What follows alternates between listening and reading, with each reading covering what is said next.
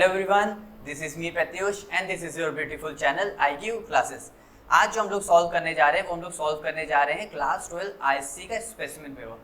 देखो, specimen paper इसलिए ज़्यादा इंपॉर्टेंट है क्योंकि ये हमारी प्रैक्टिस को बताता है कि अब तक हम लोग ने कितनी प्रैक्टिस को कर लिया है या फिर कितने सिलेबस को हम लोग ने कंप्लीट कर लिया है, और जितना कंप्लीट किया है क्या हमें वो एकदम परफेक्टली आता है कि नहीं आता है। तो आज हम लोग स्पेसिमेन पेपर को सॉल्व करके देखेंगे कि हम लोग की प्रैक्टिस कितनी हो चुकी है, कितनी बची हुई है। चलो जल्दी से स्टार्ट करते हैं। इसमें हम लोग को एक बात ध्यान रखनी है कि हम लोग के पास कितने सेक्शंस होंगे। हमारे पास 4 सेक्शंस होंगे, section A, section B and section D, BCD। तो उसमें जो हम लोग का पहला सेक्शन है उसका क्वेश्चन नंबर 1 का ही ए पार्ट है। इसमें कह रहा है फिल इन दी ब्लैंक्स है और उसने कुछ ऑप्शंस दे रखे हैं कि आप इसमें से ऑप्शंस चूज भी कर सकते हैं, तो आपके पास एक और फायदा है। अब कह रहा है इन हैबर प्रोसेस में आयरन है और मॉलिब्डेनम। देखो, आयरन क्या है? As a catalyst.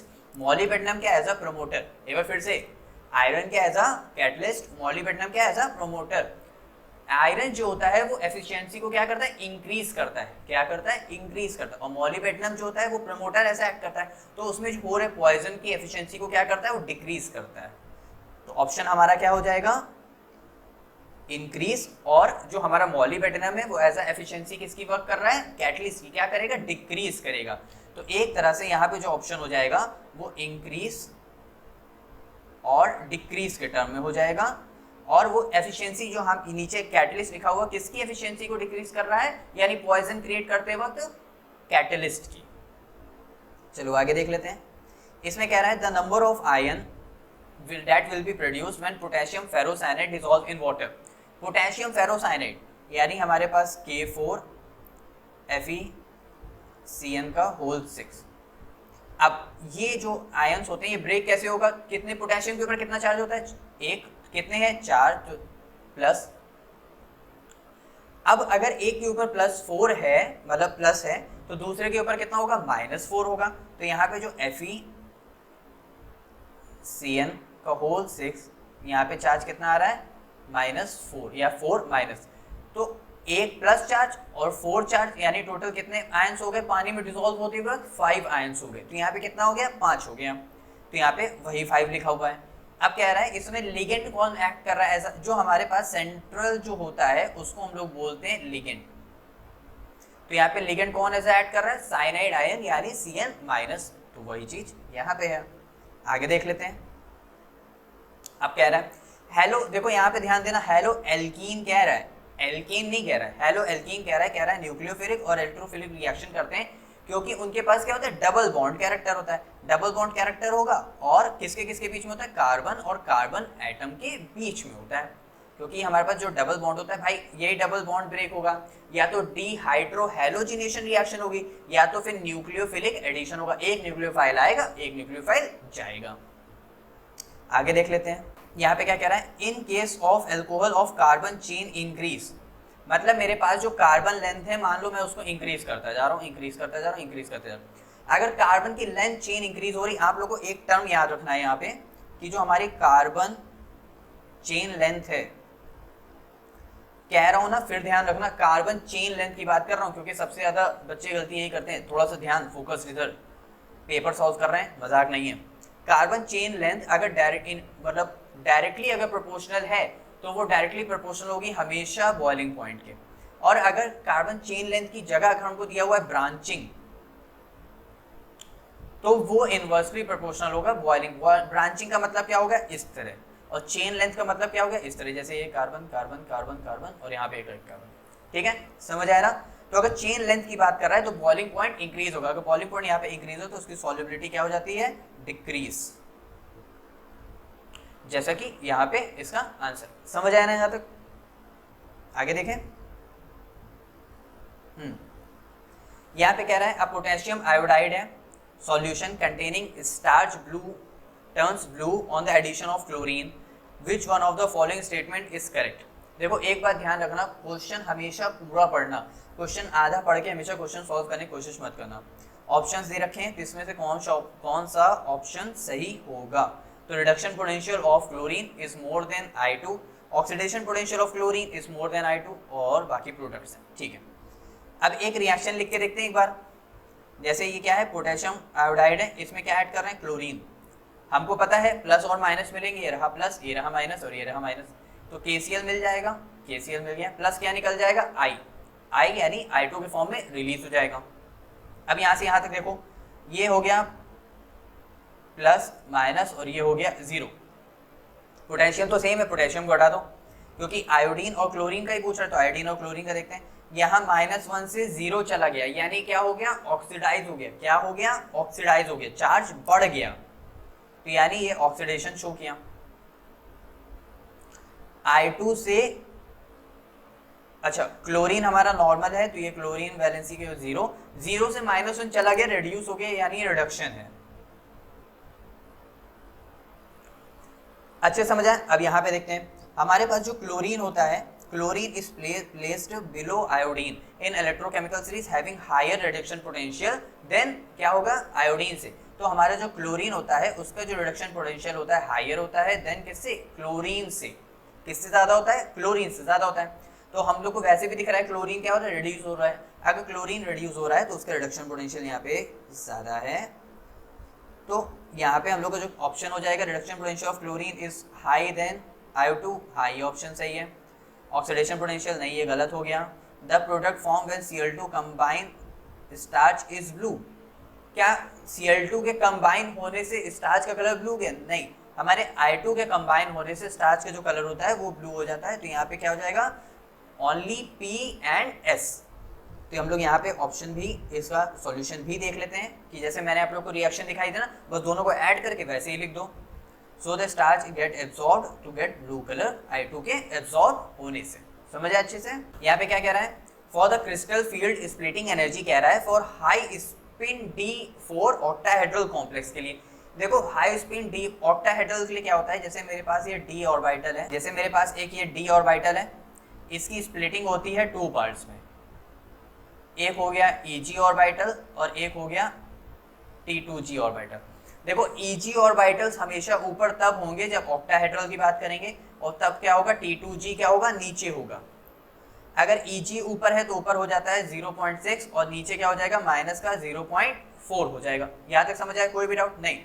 अब कह रहा है D में कितने ऑर्बिटल हैं, 1 2 3 4 5। अब कह रहा है D में कितने ऑर्बिटल है, D में 4 ऑर्बिटल्स हैं, मतलब 4 इलेक्ट्रॉन्स, 1 2 3 4। तो स्प्लिटिंग होगी तो 1 2 3 4। हाई स्पिन कॉम्प्लेक्स है तो पेयरिंग यहाँ पे नहीं होगी।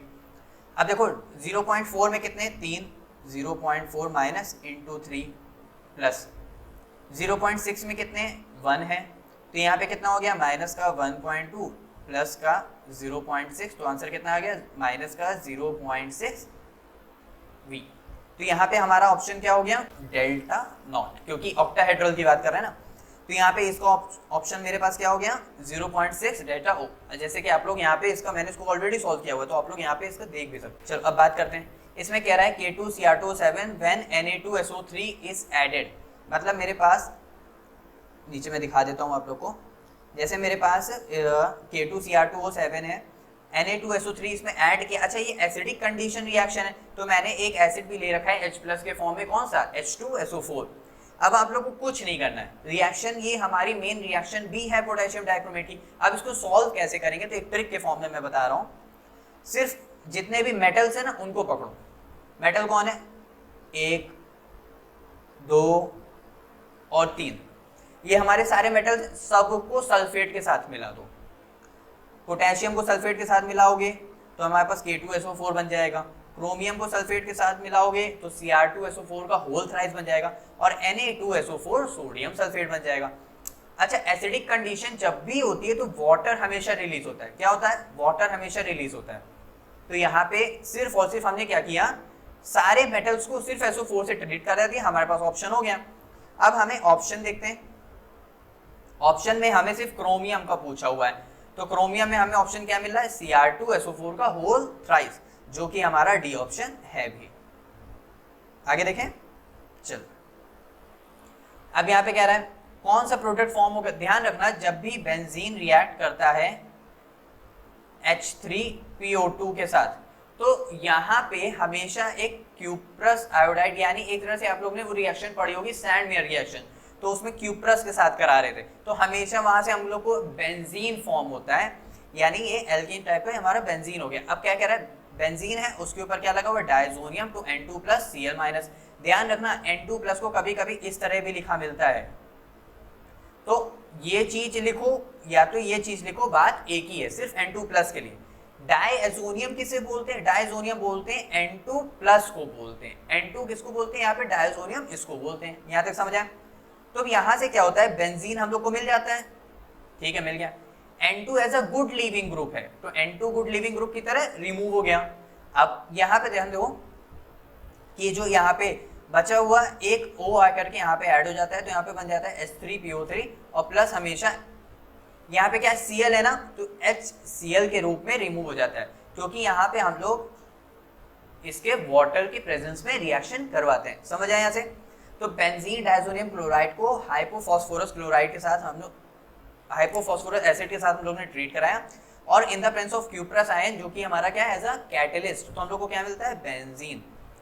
कोई भी डाउट यहाँ तक नहीं? चलो आगे बढ़ते हैं। इसीलिए मैंने पहले से सॉल्यूशन कर दिया ताकि आप लोग को नोट भी आप लोग साथ साथ करते जाएं। ऐसे मैं लिखता हूँ तो वो मैं अपनी लैंग्वेज में लिख देता हूँ, आप लोग को समझ तो आ जाता है, लेकिन लैंग्वेज क्या होनी चाहिए और आप लोग को लिखना कैसे चाहिए, तो वो ऐसे आप लोग अच्छे से उसको दिमाग में बैठा भी सकते हैं। यही बैठाना, नीचे वाले दिमाग में नहीं, घुटने में। यहाँ तक समझ आया? ठीक है। अब कह रहा है has the lowest vapour pressure. Lowest vapour pressure, देखो एक बात ध्यान रखनी, जितने हमारे हमारे पास अगर मोर नंबर ऑफ आयंस होंगे,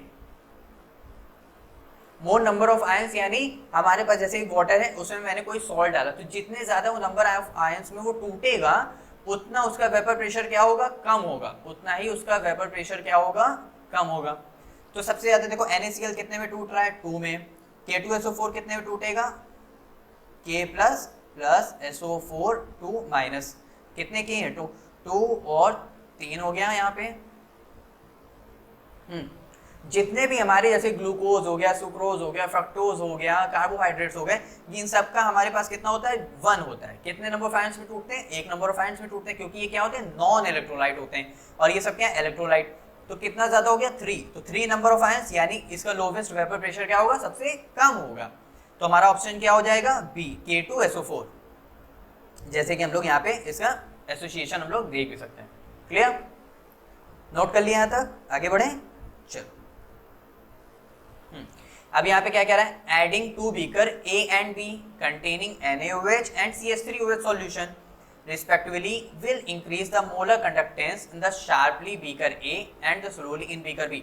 भाई जाहिर सी बात है, NaOH क्या है हमारा स्ट्रॉन्ग बेस, और CH3COH क्या है हमारा एसिटिक एसिड है जो कि वीक एसिड है। देखो यहाँ पे जैसे हम लोग CH3COOH हमारा क्या होता है, वीक एसिड होता है, इसीलिए ये कंप्लीटली उतनी आसानी से ये इसमें ब्रेक नहीं हो पाता है। इसीलिए हम लोग इसमें एक बेस ऐड करते हैं, CH3COOH प्लस NaOH अगर हम लोग ने ऐड किया, क्योंकि एसिड और बेस रिएक्ट करके क्या बनाएंगे, सॉल्ट बनाएंगे। किसका सॉल्ट बनाते हैं, एसिडिक का सॉल्ट, क्योंकि ये रहा प्लस माइनस प्लस माइनस, तो प्लस को क्या पसंद है, माइनस। आप लोग को क्या पसंद है मुझे नहीं पता, और यहाँ पर्सनल नहीं होना है। तो यहाँ पे हो गया, और क्या निकल जाता है, सॉल्ट प्लस वाटर।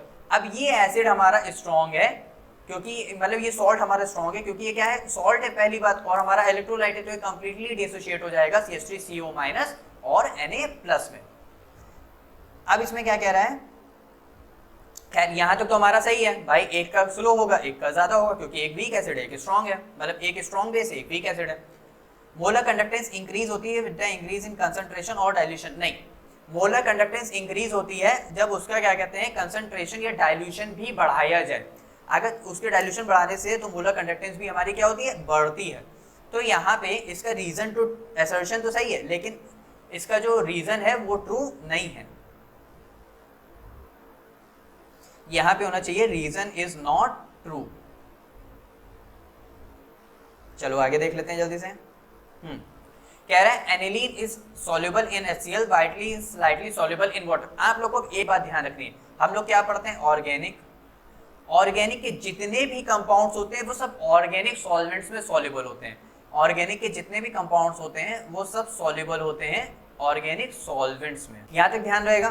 तो इसीलिए जो हमारा एनिलीन है वो HCl में ज्यादा सॉल्युबल होता है in comparison to water, because of the presence of benzene it is hydrophobic in nature, therefore aniline is insoluble in water, in HCl the amino group becomes protonated H3 and the ionic becomes in HCl। मतलब कहने का है यहाँ पे जो हमारे पास जो hydrogen bonding हो रही है वो यहाँ पे एनिलीन के साथ नहीं हो पाएगी, जिसकी HCl के साथ वो अच्छे से हो पाएगी। समझ आए अच्छे से? आगे देखें तो हमारा ऑप्शन ए तो ट्रू है, बट उसका रीजन जो है वो ट्रू नहीं है। अगर मैं इसको सिर्फ ध्यान रखोगे ना कि सिर्फ ऑर्गेनिक कंपाउंड जो है ऑर्गेनिक सॉल्वेंट्स में ही अधिकतर मोस्टली सॉल्युबल होते हैं, तो ये अच्छे से ध्यान रहेगा। ये हमारे पास एक पैराग्राफ क्वेश्चन है ना? हाँ, पैराग्राफ यानी पैसेज टाइप का क्वेश्चन है। इसमें कह रहा है during the winter season in a particular area Kashmir experience heavy snowfall, it was an unexpected snowfall, thousands of visitors were stranded because it was a dangerous travel on snow roads and the vehicle could not move faster, froze in the car radiators such as decided to sprinkle rock salt and CO2 on roads। अच्छा, इसमें कह रहे हैं कि भाई बहुत ज़्यादा snow गिरने की वजह से वो आगे स्नो में मूव करना खतरा है, तो उन्होंने क्या किया, पूरी रोड पे क्या किया, कुछ स्प्रिंकल कर दिए सॉल्ट के, जैसे हमारे क्या कहते हैं CaCl2 के। अब ऐसा क्यों किया उन्होंने? ऐसा उन्होंने इसलिए किया क्योंकि पहली बात, स्नो डालने से क्या होता है, फ्रीजिंग पॉइंट कम हो गया। फ्रीजिंग पॉइंट कम हुआ तो बर्फ पिघलना चालू हो गई, बर्फ पिघलना चालू हो गई तो रोड क्या हो गई, खाली हो गई, जिससे वो इजीली आगे बढ़ सकते हैं। तो when salt is spread over covered snow start melting down from the surface because of the depression freezing point of water, it helps clearing on the roads। अब इन्होंने CaCl2 को क्यों लिया, NaCl2? क्योंकि CaCl2 में क्या है, मोर नंबर ऑफ आयंस है, मोर नंबर ऑफ आयंस है तो उतनी जल्दी वो वाटर को क्या करेगा, फ्रीज होने से बचाएगा, यानी फ्रीज नहीं होगा, कम करेगा। More effective it has melting ice because it is break down into 3 ions instead of 2। More number of ions means getting in the way get rigid ice bonds. अच्छा, नेक्स्ट क्वेश्चन है a mixture of ethylene glycol and water is used in as coolant in car radiators. अच्छा, इसमें कह रहे हैं ethylene glycol का use कर रहे हैं और प्लस वाटर का यूज कर रहे हैं। क्यों? क्योंकि भाई स्नो गिरी तो कार के रेडिएटर्स में क्या हो गया, बर्फ जम गई। अब वो क्या होता है, वो बर्स्ट होने का, यानी कार रेडिएटर बर्स्ट हो सकते हैं अगर ज्यादा बर्फ जमने से। तो इसलिए यहाँ पे क्या किया जाता है, हम लोग इथाइलिन ग्लाइकोल और वाटर का यूज करते हैं। वो क्या होता है, डिप्रेशन फ्रीजिंग पॉइंट क्या करता है, उसको कम करता है, तो जिससे क्या होता है, बर्फ पिघल जाती है और कार रेडिएटर वापस से ऑन हो जाता है। Ethylene glycol lowers the freezing point of water. Due to this, the coolant in radiators will not freeze. Otherwise, the car radiator will burst due to freezing of coolant water. Next question हम लोग देख लें, चलो देख लेते हैं जल्दी से। How many grams of ethylene glycol, यानी क्या पूछ रहा है, वेट पूछ रहा है, ठीक। उसका मॉलिक्यूलर मास दे रखा है, ठीक है, कितना 62, और क्या दे रखा है, वाटर दे रखा है, यानी मास ऑफ सॉल्वेंट दे रखा है 10 kg, ठीक। Kf दे रखा है और क्या निकालना है, डेल्टा Tf निकालना है, मतलब डेल्टा Tf। अच्छा ओके, ये हमें 10 डिग्री सेल्सियस, हमें डेल्टा Tf भी दे रखा हुआ है, यानी delta Tf is equal to, अब कितना है 10 डिग्री सेल्सियस, वो भी माइनस, तो हम इसको वैसे कन्वर्ट कर लेते हैं, 0 माइनस 10 डिग्री सेल्सियस, तो यहाँ पे कितना हो जाएगा 10 डिग्री सेल्सियस। तो हम लोग को डेल्टा Tf भी पता चल गया। चलो इसका आंसर देख लेते हैं जल्दी से। ये जो मैंने यहाँ पे लिखा हुआ है कि B हमारा सॉल्यूट है, A हमारा सॉल्वेंट है, जैसे मैंने अभी B ऊपर मास ऑफ B और mass of molecular mass of B मैंने लिखा हुआ था, क्योंकि हम लोग का जो सॉल्यूशन चैप्टर है उसमें परमानेंट B को ही प्रायोरिटी ऑर्डर दे रखा है कि तुम ही सॉल्यूट हो और A क्या है, सॉल्वेंट है। तो B क्या है, सॉल्यूट, A क्या है, सॉल्वेंट। तो मॉलिक्यूलर मास, वेट हम लोग को दे रखा है, Kf दे रखा है, डेल्टा Tf हम लोग ने निकाल लिया। अब डेल्टा Tf का फॉर्मूला होता ही है, delta Tf is equal to Kf into का मोलैलिटी। मोलैलिटी कैसे निकालते हैं, number of moles of solute upon mass of solvent in Kg। तो डेल्टा Tf कितना आ गया 10 इज इक्वल टू Kf कितना दे रखा है 1.86 इनटू में molality, number of moles of solute, number of moles. इसका फॉर्मूला क्या होता है, मास अपॉन मॉलिक्यूलर मास। मास कितना दे रखा है नहीं पता, यही तो इन लोगों को निकालना है। मॉलिक्यूलर मास कितना दे रखा है 62 है ना, हाँ। सॉल्वेंट का 10 kg में ऑलरेडी है, अगर kg में ना होता ग्राम में होता तो 1000 से क्या कर देते, डिवाइड कर देते। तो अब इसको सब चेंज कर लो तो हमारा टोटल आंसर कितना आ जाएगा 3. अब यहाँ पे देख लेते हैं, हम लोग को देखना है decreasing order of Lucas reagent. क्या देखना है, डिक्रीजिंग। हम लोग अब क्वेश्चन नंबर 2 में ध्यान रखना, क्वेश्चन नंबर 2 थोड़ा सा ज्यादा फोकस करने वाला, क्योंकि यहीं से 2 मार्क्स के क्वेश्चन स्टार्ट हो जाएंगे। ल्यूकास रिएजेंट, देखो ल्यूकास रिएजेंट की एक बात ध्यान रखनी है, क्योंकि इसमें क्या होता है 3 डिग्री 2 डिग्री और 1 डिग्री क्या होते हैं, ज्यादा स्टेबल होते हैं। तो वही चीज हमारी अल्कोहल का भी प्योरिटी ऑर्डर होता है। अल्कोहल का हमारा 3 डिग्री होता है ज्यादा, फिर 2 डिग्री और फिर हमारा 1 डिग्री। ठीक, अब 3 डिग्री हमारा कौन सा है, 2 मिथाइल प्रोपेन 2 ऑल। एक बार स्ट्रक्चर बना लेते हैं, propane 2 all, propane 2 all 2 methyl. तो ये हमारा कार्बन कैसा है, 3 डिग्री। कैसे पहचाना, क्योंकि जो कार्बन फंक्शनल ग्रुप से अटैच है वही कार्बन 3 कार्बन से अटैच है, तो इसको हम लोग बोल रहे हैं 3 डिग्री। फिर उसके बाद 2 डिग्री, उसके बाद 1 डिग्री, हम लोग को डायरेक्ट आंसर मिल गया। अब नेक्स्ट क्वेश्चन में कह रहा है ethanol has a higher boiling point than methoxymethane. क्यों, क्योंकि हमारा इथेनॉल जो होता है ना वो हाइड्रोजन बॉन्डिंग करता है। Hydrogen bonding is a strong bonding होती है, इसी वजह से इथेनॉल का जो बॉइलिंग पॉइंट हो जाता है वो हायर हो जाता है। कैसे, इथेनॉल क्या होता है C2H5OH।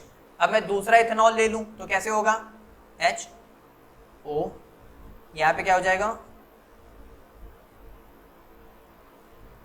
C2H5। तो ये क्या करते हैं, हाइड्रोजन बॉन्डिंग करते हैं। हाइड्रोजन बॉन्डिंग होने की वजह से ये बॉन्ड क्या हो जाता है, स्ट्रॉन्ग। जो उस ऑक्सीजन और उस हाइड्रोजन के बीच में जो बॉन्डिंग हो रही उसे बोल रहे हैं हाइड्रोजन बॉन्डिंग। तो ये क्या हो जाता है, स्ट्रॉन्ग हो जाता है, इसी वजह से इनका बॉइलिंग पॉइंट भी क्या हो जाता है, हायर हो जाता है। चलो देख लेते हैं आगे। Due to the presence of intermolecular hydrogen bonding ethanol has a higher boiling point than methoxymethane. आगे देख लेते हैं question number 3। The size of a trivalent cation in lanthanide series decrease as atomic number increase. भाई अब एक बात बताओ, जैसे हमारे पास ये न्यूक्लियस है, इसके चारों तरफ मान लेते हैं F ब्लॉक के एलिमेंट्स हैं, यानी F ब्लॉक के इलेक्ट्रॉन्स हैं। एक ही इलेक्ट्रॉन है, एक ही इलेक्ट्रॉन है, एक ही इलेक्ट्रॉन है। तो अगर न्यूक्लियस के पास अगर F ब्लॉक के इलेक्ट्रॉन, भाई F ब्लॉक में क्या होती है, पुअर शील्डिंग। F ब्लॉक वाले क्या करते हैं, पुअर शील्डिंग करते हैं। F ब्लॉक वाले क्या करते हैं, पुअर शील्डिंग करते हैं। अगर F ब्लॉक वाले अगर पुअर शील्डिंग कर रहे हैं, क्योंकि वहां पे न्यूक्लियस पावर क्या है, स्ट्रॉन्ग है, तो उस इलेक्ट्रॉन्स को वो अपनी तरफ अट्रैक्ट कर रहे हैं, तो साइज क्या होगा, डिक्रीज। अगर और इलेक्ट्रॉन बढ़ेंगे, एटॉमिक नंबर बढ़ेगा, इलेक्ट्रॉन बढ़ेंगे, तो और ज्यादा वो अपनी तरफ अट्रैक्ट करेगा, तो साइज क्या होगा, और डिक्रीज होगा। नेक्स्ट हम लोग देख लेते हैं, third ionization energy of manganese की क्या होती है, ज्यादा होती है। कैसे, जैसे मेरे पास ये डी ब्लॉक है, 1 2 3 4, और ये रहा S ब्लॉक। मैग्नीज का कैसे होता है, 4s2 3d5, तो 3d5 4s 2। तो पहला इलेक्ट्रॉन निकलेगा, एक ये निकल गया, दूसरा निकलेगा, एक ये निकल गया। भाई अब तो ये हाईली स्टेबल है, हाईली स्टेबल है, तो इलेक्ट्रॉन ऐसे ही लूज करने को देगा क्या, बहुत हाई एनर्जी लगेगा इलेक्ट्रॉन लूज कराने के लिए। इसीलिए जो थर्ड आयनाइजेशन एनर्जी होती है वो हाई होती है। आयनाइजेशन एनर्जी का मतलब क्या होता है, the energy required to remove an electron from isolated gaseous atom. तो इसीलिए इसमें बहुत हाई एनर्जी लगेगा इलेक्ट्रॉन को लूज कराने के लिए, इसीलिए Mn+3 जल्दी शो करता ही नहीं है, क्योंकि ये क्या है, हाफ फिल्ड स्टेबल ऑर्बिटल। जैसे कि हमारा जो मैंने बोला है उसी का पूरा रीजन लिखा हुआ है, आप लोग यहाँ पे देख सकते हैं। आगे बढ़े, चलो क्वेश्चन नंबर 4 में देख लेते हैं। अब कह रहा है बेंजीन टू बाइफिनाइल और propane two propane 1 all. Benzene क्या हमारा एक एल्केन कंपाउंड है, पहले एल्केन को हमें चेंज करना पड़ेगा एल्काइल हैलाइड में, फिर एल्काइल हैलाइड क्या होगा, यहाँ पे वुड्स रिएक्शन होगी तो ही तो बाइफिनाइल देगा। मैंने इसका क्या कराया, क्लोरीनेशन कराया, तो क्लोरोबेंजीन बन गया। फिर मैंने इसको 2Na+ और ये रहा बेंजीन, इसमें क्या हो गया 2Na और Cl रिमूव हो गया, इसीलिए ये 2 बेंजीन बाइफिनाइल का ग्रुप प्रोडक्ट हमारे पास फॉर्म्ड हो गया। यहाँ पे कौन सी रिएक्शन है, ये रिएक्शन है वुड्स रिएक्शन। भाई ये भी एक एल्कीन कंपाउंड है, मुझे इसको भी पहले एल्काइल हैलाइड में चेंज करना पड़ेगा, तो मैंने क्या किया, इसमें HBr पर ऑक्साइड क्यों, क्योंकि मुझे N कार्बन पे चाहिए था, मुझे आइसो वाले कार्बन पे नहीं चाहिए था, वरना प्रोपेन 2 ऑल बन जाता। अगर मैं सिर्फ HBr लेता, पेरोक्साइड नहीं लेता, तो मेरा Br जो होता वो यहाँ पे अटैच हो जाता और फिर अल्कोहल भी मेरा यहीं पे अटैच होता, तो प्रोपेन 2 ऑल बन जाता। लेकिन हमें क्या बनाना है, प्रोपेन 1 ऑल बनाना है। तो यहाँ पे इसीलिए हम लोग ने क्या किया, पेरोक्साइड लिया, पेरोक्साइड से यहाँ पे हमारे पास ब्रोमोप्रोपेन बना, फिर हम लोग ने एक्वस KOH किया तो K plus Br minus KBr निकल गया और OH आकर के अटैच हो गया। समझ आया सभी को? आगे देखें। इसमें क्या कह रहा है, salt of cuprous ion are colourless whereas the salt of cupric ions are coloured. क्या कह रहा है, देखो क्यूप्रस क्या होता है, Cu+। अच्छा, कॉपर की वैलेंसी क्या होती है, मतलब एटॉमिक नंबर 4s1 3d10 होता है। देखो क्यूप्रस एक इलेक्ट्रॉन निकल गया, हो गया 3d10। आप लोग को ध्यान होगा जब मैं डी ब्लॉक पढ़ा रहा था तो मैंने कहा था जिंदगी में कलर होगा जब अकेले रहोगे, अकेले नहीं रहोगे तो जिंदगी बेरंग। तो यहाँ पे क्या आ गया, यहाँ पे तो सारे के सारे पेयर्ड हैं। अब यहाँ पे सारे के सारे पेयर्ड हैं तो कोई भी अनपेयर्ड इलेक्ट्रॉन नहीं है, तो कोई भी रंग नहीं है जिंदगी में, तो इसीलिए एक अनपेयर्ड इलेक्ट्रॉन होना चाहिए। अब क्यूप्रिक की बात करें तो Cu2+ एक और इलेक्ट्रॉन निकल गया, तो यहाँ पे क्या हो गया, 1 2 3 4 2 3 4, तो यहाँ पे क्या हो जाएगा 1 2 3 4 5 6 7 8 और ये रहा 9। तो एक अनपेयर्ड इलेक्ट्रॉन है, अनपेयर्ड इलेक्ट्रॉन जब dt ट्रांजिशन करेगा, dt ट्रांजिशन करेगा तो कलर अपने आप शो करेगा। सभी को अच्छे समझ आया? ठीक है। अब नेक्स्ट क्वेश्चन में था कि हमारे पास zinc as a transition metal क्यों नहीं, क्योंकि उसका जो 3d ऑर्बिटल है वो फुल्ली फिल्ड है। ट्रांजिशन मेटल होने के लिए एक प्रॉपर्टी होना बहुत जरूरी है, वो ये कि ट्रांजिशन मेटल हमेशा या तो उसके पास एक अनपेयर्ड इलेक्ट्रॉन होना ही चाहिए। अनपेयर्ड इलेक्ट्रॉन या तो ग्राउंड स्टेट पे होना चाहिए या तो उसकी ऑक्सीडेशन स्टेट में होना चाहिए, और जिंक की दोनों में ही नहीं होती है, क्योंकि जिंक क्या होता है 4s2 3d10। अब 2 इलेक्ट्रॉन अगर निकल गए तो 3d10 हमारा फुल्ली फिल्ड हो गया। समझ आए? इसमें कह रहा है 2 compound D2 chlorobutane and L2 chlorobutane are enantiomers of each other. अब कह रहा है D2 chlorobutane and L chlorobutane, कह रहा है नेम वन फिजिकल प्रॉपर्टी बतानी दोनों की। अब एक बार इसका स्ट्रक्चर के बारे में जान लेते हैं। देखो हमारे पास जो कंपाउंड D और L फॉर्म तभी शो करता है जब वो ऑप्टिकली एक्टिव होता है। ऑप्टिकली एक्टिव होने के लिए उसके पास एक कायरल कार्बन होना ही चाहिए, 1 कायरल कार्बन इज मस्ट। अब कायरल कार्बन क्या है, उसमें जो डिफरेंट 4 प्रॉपर्टीज लगी हुई है वो डिफरेंट होनी चाहिए। जैसे हम लोग इसमें नीचे देखते हैं, optically active is the ability of a compound to be rotate in the plane polarization of a beam of light that pass through it. For a compound to be optically active, 1 carbon is must be chiral. It happens when all 4 different atoms of group attached to it. It must be asymmetrical, यानी different होना चाहिए। तो हमारा 2 chlorobutane जो है एक optically active molecule है, उसमें जो कार्बन लगे हुए हैं सेकंड पोजीशन पे वो हमारे क्या है, ऑप्टिकली एक्टिव कार्बन है, क्योंकि वो कार्बन कैसा है, कायरल है कार्बन है, क्योंकि उस पे 4 डिफरेंट प्रॉपर्टीज कैसी है, डिफरेंट है। देखो क्लोरीन, हाइड्रोजन, इथाइल, मिथाइल। अच्छे समझ आए? अब ये मतलब सुपर इम्पोजिबल मिरर इमेज है, यानी एक दूसरे के ऊपर चढ़ जाएगी। अब ये इमेज है, इसको तुम ऐसे इसको ऐसे पलटो, इसको ऐसे पलटा ना तो वो मिथाइल उस मिथाइल के ऊपर आ रहा है, क्लोरीन अपनी जगह, हाइड्रोजन उठ के इधर आ जा रहा है और इथाइल उठ के इधर आ जा रहा है। समझ आया ना? बस खाली चाहो तो इधर वाले को उठा के एक के ऊपर एक आ रहा है ना, तो ये छुप रहा है एक के ऊपर एक इमेज, तो इसको मैं बोल रहा हूं superimposable image. Next question देखें। अच्छा, इसमें देखो कह रहा है a rusted piece of iron undergoes electrochemical reaction take place anode और कैथोड पे। मेरे पास इलेक्ट्रोकेमिकल वाली रिएक्शन क्या होती है, Fe होता है, ऑक्सीजन की प्रेजेंस में ट्रीट कराते हैं तो हम लोग को क्या मिलता है, Fe2O3। क्या मिलता है, Fe2O3। अब यहाँ पे ध्यान दो, ये रहा 0, ये रहा +3 और ये रहा -2 और ये रहा 0। ऑक्सीजन का क्या हो रहा है, ऑक्सीजन क्या हो रहा है, रिडक्शन, और इसका क्या हो रहा है, ऑक्सीडेशन। तो ऑक्सीडेशन हमेशा किस पे होता है, एनोड पे।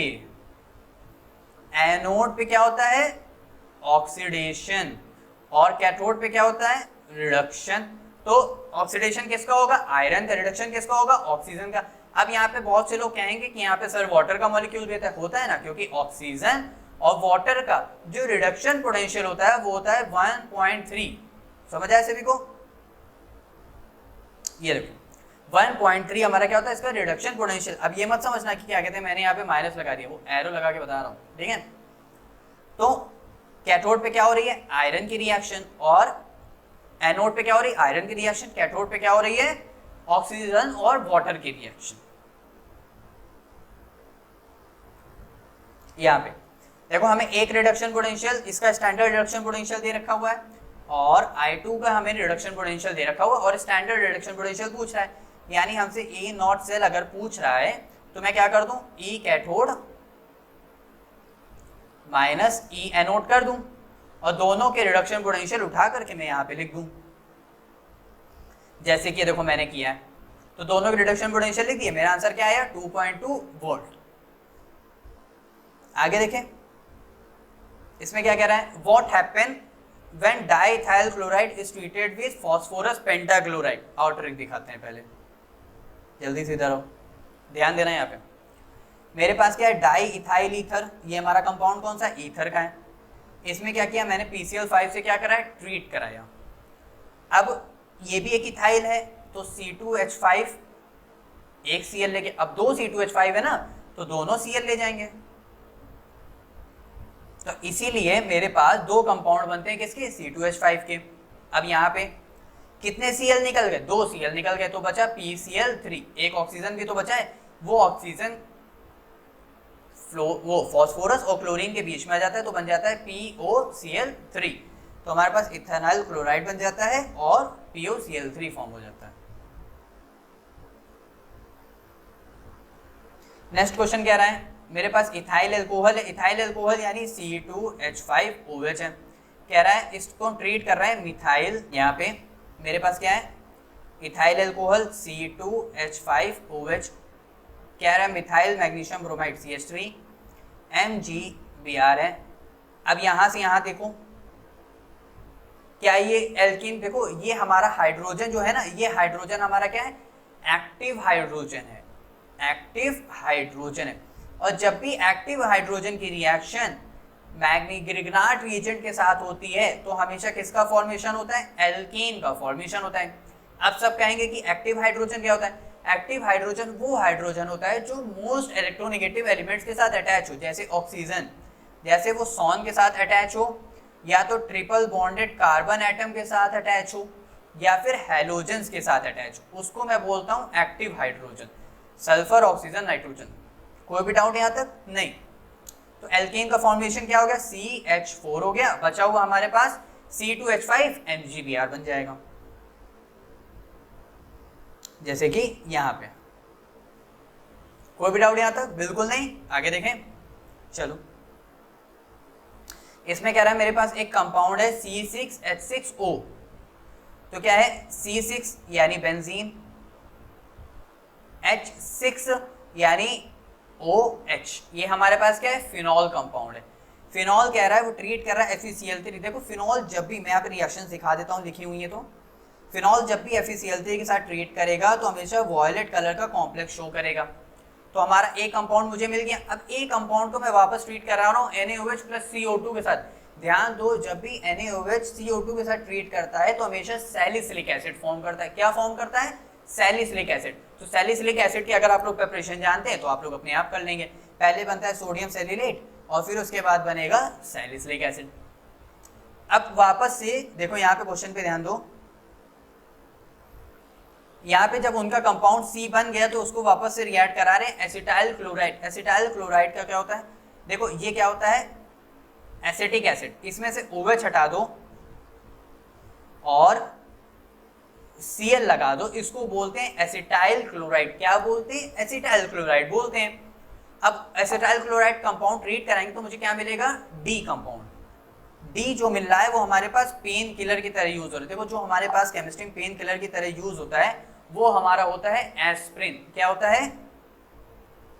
एस्प्रिन।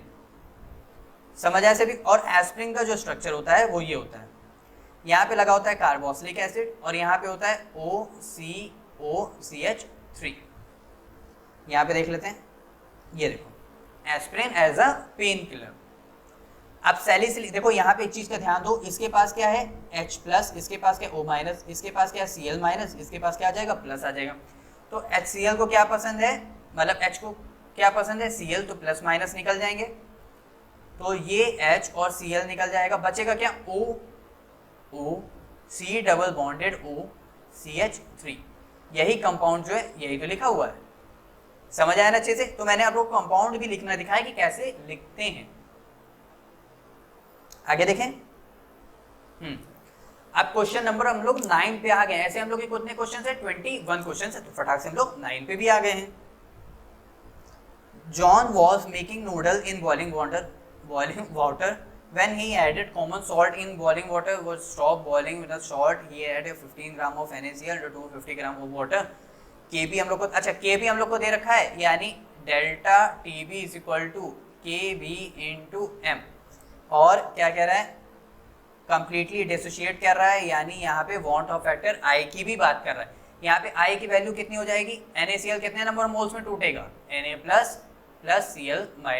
तो यहाँ पे कितने हो गए? 2 नंबर ऑफ मोल्स हो गए। I की वैल्यू कितनी हो गई? 2 हो गई, जैसे कि यहाँ पे हो गया। मोलैलिटी अभी हम लोग ने ऊपर निकालना देखा था, मास ऑफ सॉल्वेंट अपॉन में रहेगा, ऊपर क्या रहेगा? Number of moles of solute.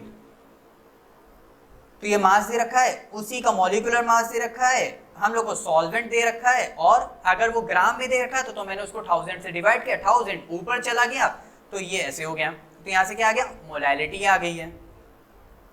आगे देखें, हम लोग को Kb दे रखा था 0.512, अगर नहीं भी दे रखा हो तो हम लोग याद कर लेते हैं, बॉइलिंग पॉइंट के लिए इसका Kb कितना होता है? इतना होता है। और 1.26 अभी हम लोग ने फाइंड किया, तो हम लोग यहाँ पे क्या आ गया? डेल्टा Tb आ गया। तो ये डेल्टा Tb क्या है? Elevation in boiling point. और हम लोग से क्या पूछ रहा है? कैलकुलेट द बॉइलिंग पॉइंट, यानी सिर्फ और सिर्फ बॉइलिंग पॉइंट पूछ रहा है। अब बॉइलिंग पॉइंट पूछ रहा है यानी वो सॉल्वेंट की बात कर रहा है, तो यानी यहाँ हमारे पास सॉल्यूशन, मतलब सॉल्वेंट यानी सॉल्यूशन की बात कर रहा है, क्योंकि उसमें सॉल्ट भी मिक्स है। तो हमारे पास मैंने क्या किया, ये हमारा प्योर है, प्योर कितना होता है? 100 होता है, तो 100 में से मैंने इसको प्लस कर दिया, क्योंकि उधर 100 चला गया तो प्लस हो गया, तो यहाँ पे सॉल्यूशन का आ गया। अगर आप लोग केल्विन का निकालना है तो इसमें 273 ऐड कर लीजिएगा, बुरा ना मानिएगा। चलो आगे देखें, इसमें कह रहा है aromatic aldehyde do not give reddish precipitate when heating with Fehling solution. देखो जो हमारे एरोमेटिक एल्डिहाइड होते हैं ना, जैसे हमारे एग्जांपल बेंजल्डिहाइड, बेंजल्डिहाइड क्या कहते हैं? फेलिंग सॉल्यूशन, यानी ये Cu2O को क्या कहते हैं? रिड्यूस नहीं कर, ऑक्सीडाइज नहीं कर पाता है, जिसकी मदद से ये रेड प्रेसिपिटेट फॉर्म नहीं करता है। जितने भी हमारे एरोमेटिक एल्डिहाइड होते हैं वो फेलिंग सॉल्यूशन टेस्ट नहीं देते हैं। क्यों? क्योंकि वो कॉपर ऑक्साइड को क्या करते हैं? रिड्यूस नहीं कर पाता है। अब समझ आए? ठीक। अब इसमें कह रहा है benzaldehyde less reactive electrophilic substitution benzene. क्यों भाई? जो हमारे पास जो बेंजीन जो एल्डिहाइड ग्रुप होता है ना, उसमें कार्बन और हाइड्रोजन बीच में जो पोलैरिटी बॉन्ड होता है वो बहुत कम होता है in comparison to carbon carbon bond. जैसे यहाँ पे देख सकते हैं, in benzaldehyde the carbonyl group is an electron withdrawing group, electron खींच रहा है। So the carbonyl group electron from the electron rich benzene. भाई हमारे पास जो इलेक्ट्रॉन रिच बेंजीन कैसी होती है? इसके अंदर क्या होते हैं? इलेक्ट्रॉनिक पाई बॉन्ड है ना, तो इन सबके पास क्या है? 2-2 इलेक्ट्रॉन्स हैं। तो बेंजीन हमारी इलेक्ट्रॉन रिच बेंजीन, इसीलिए इसको एरोमेटिक भी बोला जाता है, समझे ना? हाँ, polarity order of CH bond in the carbonyl group is reduced because the CH now has a higher electron density, thus the CH bond become stronger and the lesser polarity order between the stronger bond। समझ आया? कोई भी doubt? पक्का ना? इसमें कह रहा है why transition metals act as a good catalyst। भाई जो सबसे ज्यादा इरेगुलर ट्रेंड शो करते हैं वो कौन होते हैं? डी ब्लॉक के एलिमेंट्स। इरेगुलर ट्रेंड है तो more number of oxidation state है, more number of oxidation state तो variable oxidation state, variable oxidation state है तो गुड कैटलिस्ट है। समझ आया था? तो यहाँ पे the catalytic properties of transition metals due to multiple oxidation states and form complex variable oxidation state make more efficient catalyst। कोई भी डाउट यहाँ तक? जैसे हम लोग ने आयरन हैबर प्रोसेस में देखा था, है ना, तो इसी तरह हम लोग क्या कहते हैं, जैसे हम लोग का वो भी तो है वो कॉन्टैक्ट प्रोसेस, समझ आया ना, तो उसमें भी क्या कहते हैं हम लोग कैटलिस्ट का यूज करते हैं। कौन से कैटलिस्ट का? डी ब्लॉक एलिमेंट्स के। अब यहाँ पे scandium does not exhibits variable oxidation state regarded as transition element. अब स्कैंडियम जो है हमारा वेरिएबल ऑक्सीडेशन स्टेट क्यों नहीं शो करता है? क्योंकि स्कैंडियम की हमारे जैसे स्कैंडियम है, स्कैंडियम हमारी कौन सी शो करता है? +3। कैसे? 4s1 3d2, क्योंकि कितना होता है? 21 होता है। बाकी आर्गन तक क्या हो गया? 18 हो जाता है। तो 4s2 मतलब 3d2 20, 4s1 21, तो एक इलेक्ट्रॉन इसमें से गया, 2 इलेक्ट्रॉन इसमें से गए, तो इसीलिए +3 वेरिएबल ऑक्सीडेशन स्टेट नहीं शो करता है। ये देखो scandium has partially field d orbital in the ground state. अब हम लोग 12 की बात कर लेते हैं। 12 में हम लोग को A का बताना है और B का रेट ऑफ रिएक्शन बताना है। देखो रेट ऑफ रिएक्शन का ऑर्डर निकालना बहुत आसान है। आप खाली रेट लिखिए =K लिखिए और A लिखिए, A की पावर x चढ़ाइए, B लिखिए, B की पावर y चढ़ाइए। हमारा K जो दे रखे हैं वो सब हमारे ये देखो दे रखे हैं, सो सॉरी, हमारे पास जो रेट दे रखे हैं वो देखो एक ये दे रखा है इनिशियल रेट, एक ये दे रखा है, एक ये दे रखा है, ठीक। अब हमको A की पावर देखो एक ये दे रखा है, एक ये दे रखा है, ये दे रखा है, ये दे रखा है, ये रखा है, ये रखा है। यहाँ तक समझ आए? तो आप लोग को कुछ नहीं करना है, आप लोग को सिर्फ इतना करना है, किसी एक को निकालने के लिए दूसरे का सिमिलर होना बहुत जरूरी है। मतलब मैंने देखा कि A का मुझे निकालने के लिए मुझे 1 और 2 सेम मिल रहा है, तो मैंने क्या किया, 2 को 1 से डिवाइड कर दिया। मैंने 2 को 1 से डिवाइड कर दिया तो मेरे पास क्या हो गया 0.30 अपॉन में हो गया 0.15 इज इक्वल टू 0.30 अपॉन में 0.30। तो ये तो हाँ, तो ये तो मेरा पूरा कैंसिल आउट हो गया। तो हमारे पास जो A का बचा वो कितना बचा 2x बचा इज इक्वल टू, अब रेट देखो 4.40 ना, अब ये तो टर्म कैंसिल आउट हो जाएगा, अपॉन में क्या आ जाएगा 1.10, तो ये कितना हो जाएगा हमारे पास 4 हो जाएगा। तो इसको मैं लिख सकता हूँ 2 की पावर 2 और 2 की पावर x, तो यहाँ से x इज इक्वल टू कितना आ गया 2 आ गया। देखें आगे चल, जैसे कि हम लोग ने यहाँ पे कर रखा है। अब x इज इक्वल टू 2 आया है, यानी किसका आया है a का आया है, a की पावर 2 का। अब इसी तरह हमें b का निकालना है। अब मैं आप लोग को होमवर्क देता हूं, ये इस तरह आया हमारे पास r is equal to a की पावर 2 और b की पावर y। हम आप मुझे कमेंट में सेक्शन में मतलब सॉल्व करके बताइएगा कि आप लोग का y कितना आया। अब 13 देख लेते हैं। देखो ये भी क्वेश्चन बहुत इजी है, लेकिन ये पूछा इतना ज्यादा जाता है कि थोड़ा सा कंफ्यूज कर जाता है। कह रहा है इंक्रीजिंग बॉइलिंग ऑर्डर, हमें बेसिक स्ट्रेंथ का बताना है। देखो बेसिक स्ट्रेंथ अगर वाटर का पूछ रहा है ना, तो हमें 2 नंबर याद रखने, 213 231। 213 है मिथाइल के लिए और 231 है इथाइल के लिए, यानी 2 डिग्री स्टेबल होगा, फिर 3 डिग्री, फिर 1 डिग्री। तो वाटर के लिए है ये, ध्यान रखना अमीन का ऑर्डर। तो ऐसे ही 2 डिग्री 1 डिग्री और 3 डिग्री लिख लेंगे। और जो गैसियस का ऑर्डर होता है वो होता है 3 डिग्री 2 डिग्री और 1 डिग्री। कोई भी डाउट यहाँ तक नहीं आया समझ, मतलब समझ आया ना? नहीं आया समझ, ऐसा हो ही नहीं सकते यार, इतना अच्छा तो समझाया, ट्रिक भी बताई, समझ आने अच्छे से। तो कोई भी डाउट हो तो आप मुझे कमेंट सेक्शन में पूछ भी सकते हैं, सर ये समझ नहीं है, एक बार फिर से एक्सप्लेन करिए, मैं डेफिनेटली करूंगा। तो ये था हमारा गैसियस फेज का ऑर्डर और ये था हमारा वाटर का ऑर्डर। तो इसके अकॉर्डिंग आप लोग 3 डिग्री 2 डिग्री 1 डिग्री लिख सकते हैं। नाइट्रोजन एक कार्बन से अटैच है 1 डिग्री, नाइट्रोजन 2 कार्बन से अटैच है 2 डिग्री, और यही नाइट्रोजन अगर 3 कार्बन से अटैच है तो 3 डिग्री। अब हमसे कह रहा है कि यहाँ पे what are the products obtained when sucrose is subjected to acid hydrolysis. इसमें कह रहा है अगर मैं सुक्रोज का देखो हाइड्रोलिसिस करता हूं ना, तो मुझे एक ग्लूकोज मिलता है और प्लस सुक्रोज मिलता है। हमसे यही कह रहा था ना, हमने फॉर्म कर दिया। What are the why essential vitamin B and C for us. चलो देख लेते हैं जल्दी से। Sucrose on hydrolysis gives an equimolar mixture of D glucose D fructose. These two monosaccharides are held together by glycosidic linkage C1 and C2 beta fructose, alpha glucose and beta fructose. Vitamin B, it is essential for promoting regular sense. देखो ये हमारे immune system को vitamin B क्या करता है, enhance करता है, यानी बढ़ाता है, एफिशिएंसी क्या करता है, इंक्रीज करता है। इसीलिए हमारे बॉडी के इम्यून सिस्टम, नर्वस सिस्टम और सेल ग्रोथ के लिए हमारा बी क्या है, बहुत जरूरी है।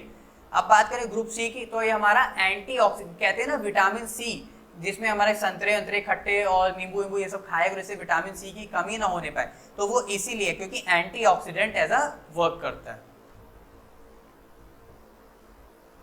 नेक्स्ट क्वेश्चन क्या कहना है, on heating egg white become solid and opaque, give a reason.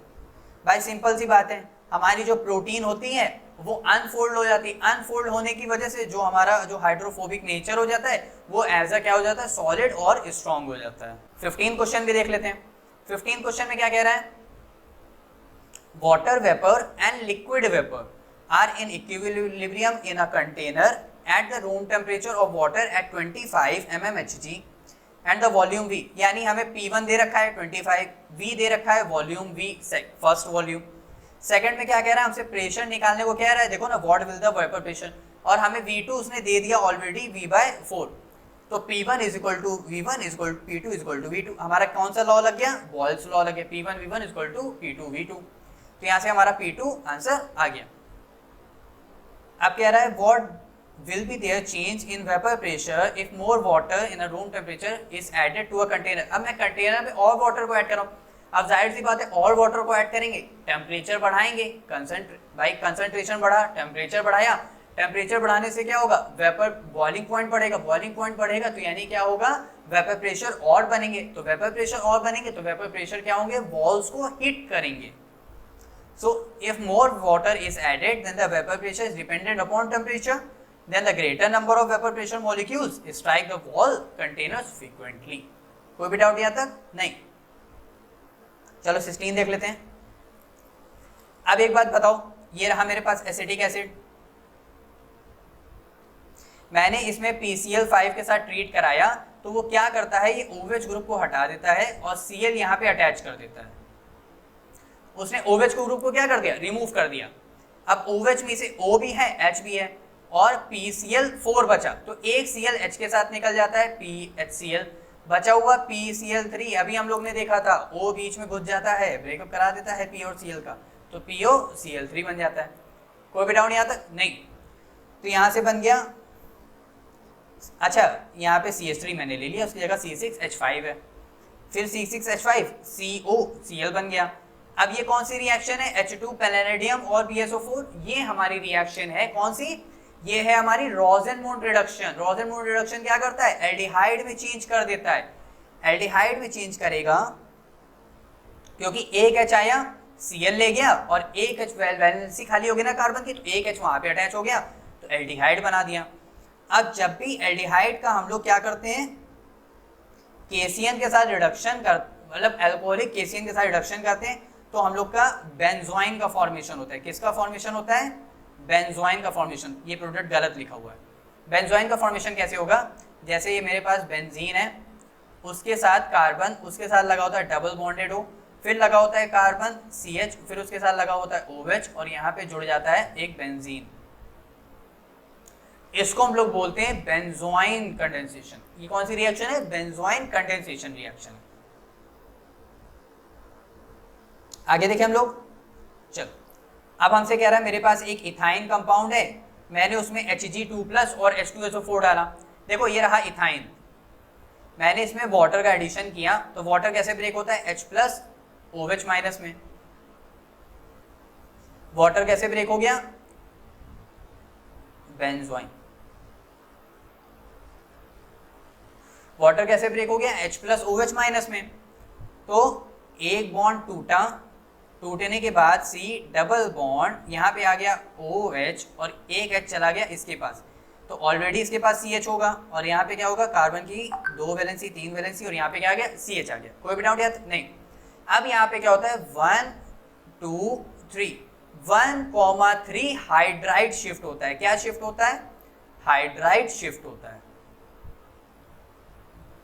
Hydride shift होने से क्या होता है, यहाँ पे जो डबल बॉन्ड होता है ना वो कैरेक्टर चला जाता है। जैसे हाइड्राइड H यहाँ पे आया, CH3, C double bond O हो गया और H किसके साथ लगा, इसके साथ।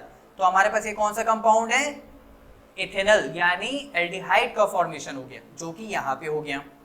अब जब भी एल्डिहाइड का ऑक्सीडेशन करते हैं तो हम लोग को हमेशा कार्बोक्सिलिक एसिड फॉर्म होता है। एल्डिहाइड का ऑक्सीडेशन करते हैं हमेशा कार्बोक्सिलिक एसिड का फॉर्मेशन होता है। अब इसके बाद हम लोग ने क्या किया, देखें जरा। इसके बाद हम लोग ने पहले ट्रीट कराया कैल्शियम हाइड्रोक्साइड के साथ। कैसे, अब एक बार बताओ, मेरे पास इथेनोइक एसिड है ना, कैल्शियम कितने इलेक्ट्रॉन को लूज करता है, 2, तो Ca2+। तो ethanoic acid CH3 COO minus, यहाँ पे आया Ca, यहाँ पे आएगा O माइनस और यहाँ पे आ जाएगा CH3। तो CH3 2 इलेक्ट्रॉन्स है ना, एक के ऊपर माइनस चार्ज और कैल्शियम के ऊपर कितना होता है, प्लस चार्ज। तो एक इलेक्ट्रॉन उसको और एक इलेक्ट्रॉन इसको, तो इसीलिए इस तरह लिखा हुआ है। कोई भी डाउट यहाँ तक नहीं। अब कह रहा है उसके बाद मैंने इसको हीट किया तो मुझे कैल्शियम कार्बोनेट और एसीटोन फॉर्मेशन हुआ। कैसे, ऐसे देखो CaCO3 CaCO3, ये यहां से क्या निकल गया CaCO3, बचा क्या CH3, ये O बचा तो O और ये क्या हो गया। अच्छा यहाँ पे एक कार्बन लिखा ही नहीं था भाई, मैं सोचूं यहाँ पे छूट क्या रहा है, O कार्बन और यहाँ पे क्या गया CH3 COO माइनस। तो यहाँ से क्या निकल जाएगा, यहाँ से एक O और ये रहा कार्बन, ऐसे रिमूव हो जाएगा पूरा। तो यहाँ से निकल जाएगा CaCO3, बचेगा क्या CH3 CO C double bond O, यहाँ क्या बच जाएगा, निकल जाएगा CH3, हमारा एसीटोन कंपाउंड फॉर्म हो जाएगा। कोई भी डाउट यहाँ तक नहीं, आगे बताएं। चलो इसमें कह रहा है, क्वेश्चन नंबर 17 में कह रहा है कि मेरे पास एक पिक्रिक एसिड है और फिनॉल से ऑब्टेन्ड हो रहा है। देखो पिक्रिक एसिड क्या होता है, सेम एज फिनॉल होता है, फिनॉल को लिख दो और 2,4,6 पोजीशन पे नाइट्रो ग्रुप अटैच कर दो, पिक्रिक एसिड मिल जाता है। कैसे, ऐसे, ये देखो ये रहा हमारा पिक्रिक एसिड। अब NO2 कहां से आता है, HNO3 से, तो हमको मिल गया। और हमने रिएजेंट क्या यूज किया, कंसंट्रेटेड H2SO4। समझ आया था। अब इथाइल एसीटेट यानी किससे बन रहा है, इथेनॉल से। देखो इथेनॉल क्या होता है, CH2C2H5OH, ये हमारा क्या है, इथेनॉल। अब हमें क्या बनाना है, इथेनॉल से क्या बनाना है, इथाइल एसीटेट। अच्छा इथाइल एसीटेट क्या होगा, यहाँ पे CH3 COO, ये हमारा हो गया एसीटेट ग्रुप और ये हमारा हो गया इथाइल ग्रुप। यानी यहाँ से हमें यहाँ पहुँचना। अब कैसे, अब मैं इसी में ऐड कर देता हूँ, ये भाई कौन सा ग्रुप है, कार्बोक्सिलिक एसिड का ग्रुप है, यानी मुझे कार्बोक्सिलिक एसिड भी चाहिए। तो कार्बोक्सिलिक एसिड के लिए मैं यहाँ पे ले लेता हूँ एसिटिक एसिड। एसिटिक एसिड के बाद देखो इसको करते कैसे हैं, इसको जैसे मैंने लिखा C2H5OH प्लस, मुझे क्या चाहिए, एसिटिक एसिड यानी HOOC और यहाँ पे क्या आ जाएगा CH3 ग्रुप। ठीक है, अब यहाँ से हमें सिर्फ और सिर्फ किसका रिमूवल करना है, वाटर का रिमूवल का। यहाँ से सिर्फ H2O का रिमूवल कराओगे तो यहाँ पे क्या मिल जाएगा, देखो ये CH3 है, ठीक, एक C है उसके साथ O बॉन्ड है और एक और O है और लग गया C2H5। देखो ध्यान से, ये वही ग्रुप है जो यहाँ पे प्रेजेंट है। तो ये क्या है, इथाइल एसीटेट, किसकी मदद से बनाया, अल्कोहल प्लस एसिटिक एसिड की मदद से। समझ आया अच्छे से। और इस कंपाउंड को हम लोग बोलते हैं एस्टर। और ये क्लास 10th की भी रिएक्शन है, अगर आप लोगों ने थोड़ा सा भी ध्यान दिया हो पहले। अब बात करते हैं, हमें बनाना है सोडियम फिनॉक्साइड से एनिसोल। देखो एनिसोल क्या होता है, एनिसोल बहुत बच्चे भूल जाते हैं। सिर्फ आप लोग को एक ट्रिक के फॉर्म में ध्यान रखना है कि अगर मैं इसके ऊपर O लगाऊं, अच्छा हमारा टॉलिन क्या होता है, CH3 और बेंजीन, बस खाली CH3 के साथ O लगा देना है, हमको मिल जाता है एनिसोल। अगर आप लोग टॉलिन को थोड़ा सा भी ध्यान रखते हैं, CH3 के साथ बेंजीन ग्रुप लगती है तो टॉलीन, बस CH3 के साथ O भी लगा देना है तो हमारा बन जाता है एनिसोल। अब हमको किसकी मदद से बनाना है, sodium phenoxide. Sodium phenoxide O हमारे से हमारा फिनॉक्साइड हो गया और सोडियम लग गया तो सोडियम फिनॉक्साइड हो गया। अब यहाँ से यहाँ पहुँचना है, अब कैसे पहुँचेंगे, तो मैं इसकी रिएक्शन करा देता हूँ CH3I से। CH3I से क्या होता है, एक पॉजिटिव एक नेगेटिव निकल जाते हैं, तो यहाँ से क्या निकल गया, NaI निकल गया और यहाँ से OCH3 जुड़ गए तो हमारा क्या बन गया, एनिसोल बन गया। कोई भी डाउट यहाँ तक पक्का। अब तो मैंने यहाँ पे फिलहाल दिखा दिया है कि अगर फिनॉल से ही मुझे क्या देता है एनिसोल बनाने को, तो मैंने क्या करता, सोडियम से या फिर हमारी कोई भी बेस से मैं रिएक्शन कराता, क्योंकि मुझे सोडियम चाहिए तो सोडियम फिनॉक्साइड इस वजह से। नेक्स्ट क्वेश्चन देखें। नेक्स्ट क्वेश्चन में कह रहा है explain the mechanism of acid catalyst reaction. देखो एसिड कैटलिस्ट रिएक्शन जो होती है वो उसके रेट डिटरमाइनिंग स्टेप में डिपेंड करती है। तो यहाँ पे डिहाइड्रेशन ऑफ इथेनॉल कर रहा है, जो कि किसमें से, एल्कीन के फॉर्मेशन में। हमको तो पता है इथेनॉल है, वाटर का रिमूवल हुआ, जैसे हमारा क्या है इथेनॉल, CH3 CH2 OH। अब इसमें से भी मैं एक H हटा दूं, ये रहा एक H मैंने हटाया और H ऐसे लगा दिया। मुझे क्या करना है, डिहाइड्रेशन यानी वाटर का रिमूवल करना है। तो यहाँ से क्या हो गया, वाटर का रिमूवल हो गया, मेरे पास बन गया CH2 डबल बॉन्ड CH2 जो कि एल्कीन बन गया।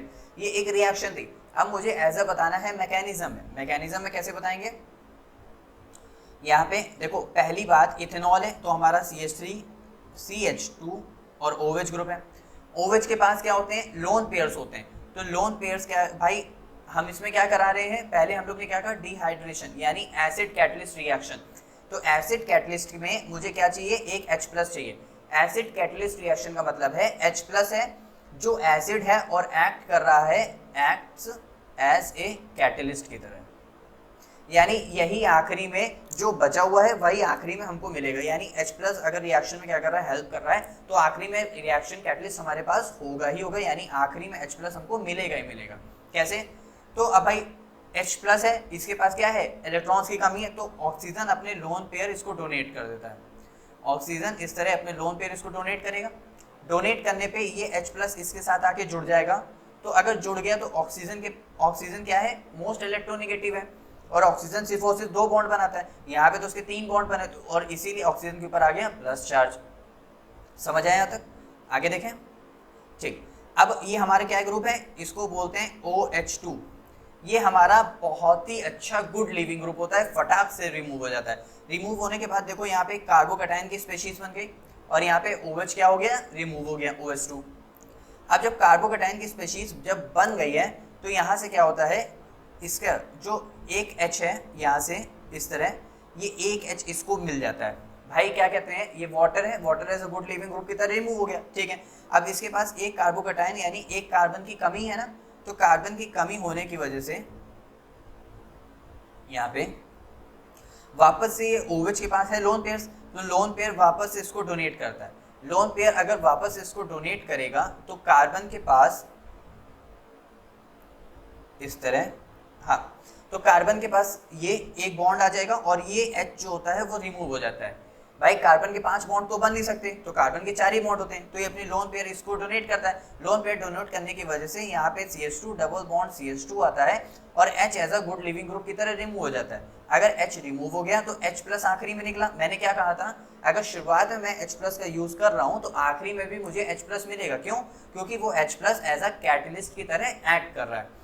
भाई यहाँ पे उसने अपने लोन पेयर दिए तो कार्बन के 5 बॉन्ड तो नहीं बन सकते ना, इसलिए 4 बॉन्ड, तो 4 बॉन्ड में से वो 5 में से एक बॉन्ड टूट गया, कौन सा, H प्लस, जो एज अ कैटलिस्ट की तरह एक्ट कर रहा था।